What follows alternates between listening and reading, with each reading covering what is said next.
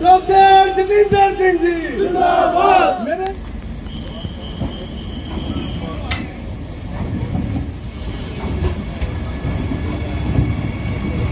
ये पहला वंदे भारत एक्सप्रेस का जब यहाँ पर सिलसिला शुरू हुआ देश में, तो वाराणसी और दिल्ली के बीच में, और दूसरी वंदे भारत कटरा वैष्णो देवी और दिल्ली के बीच। और मुझे लगता है कि ये भी एक बहुत कम एक ऐसे स्थान है, कम एक ऐसे स्टेशन है जहाँ पर एक नहीं बल्कि दो वंदे भारत। भारत माता की जिंदाबाद। नरेंद्र मोदी जिंदाबाद जिंदाबाद जिंदाबाद।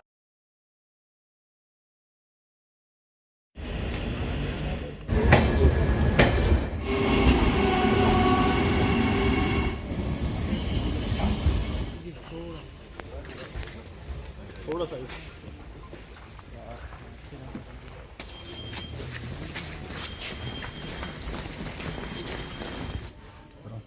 Jatinder Singh ji honourable MOS। आभार प्रकट करता हूं सदस्यों एवं रेलवे स्टेशन पर आज से लुधियाना जम्मू कश्मीर का लिंक होगा तो एक तीसरी वंदे भारत जम्मू से। सबसे पहले तो मुझे धन्यवाद करना है प्रधानमंत्री श्री नरेंद्र मोदी जी का। जम्मू कश्मीर और ये क्षेत्र उधमपुर का सारा क्षेत्र सदा उनकी प्राथमिकता पे रहा। आपको स्मरण होगा 2014 में उन्होंने अपना चुनावी अभियान भी यहीं से प्रारंभ किया था, माता वैष्णो देवी के दर्शन करके। फिर चुनाव के बाद प्रधानमंत्री के बनने के बाद जो उनका पहला प्रमुख कार्यक्रम रहा वो भी कटरा वैष्णो देवी के रेल स्टेशन का लोकार्पण।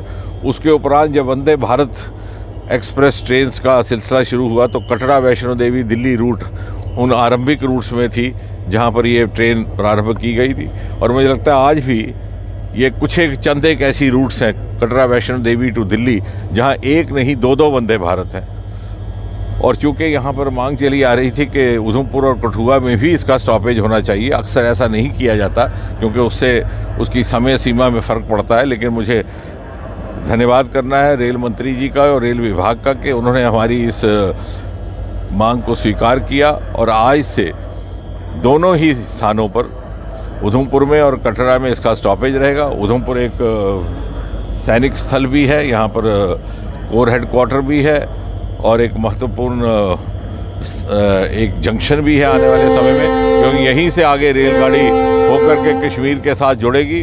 और अगले 2-3 महीने में कश्मीर घाटी जब बाकी देश के साथ रेल के माध्यम से जुड़ जाएगा तो उधमपुर एक बहुत बड़ा जंक्शन बन करके उभरेगा। इसको अमृत रेल स्टेशन विकसित करने की सूची में भी शामिल कर लिया गया। और इसी प्रकार कठुआ एक औद्योगिक नगर भी है, हिमाचल प्रदेश, पंजाब और जम्मू कश्मीर तीनों क्षेत्रों के साथ वो जुड़ता है। मुझे लगता है कि आज ये जो एक नई पहल हुई है जिसके परिणाम स्वरूप उद्योग को भी बढ़ावा मिलेगा, व्यापार को भी बढ़ावा मिलेगा और युवाओं को, छात्रों को भी इससे सुविधा रहेगी। इस बात के लिए मुझे आभार प्रकट करना है कि हमारी बड़ी इच्छा थी कि मोदी जी का यहाँ का एक दौरा रहे इलेक्शन कोड ऑफ कंडक्ट लगने से पहले, और 20 फरवरी को उनका ऐसा कार्यक्रम बना है।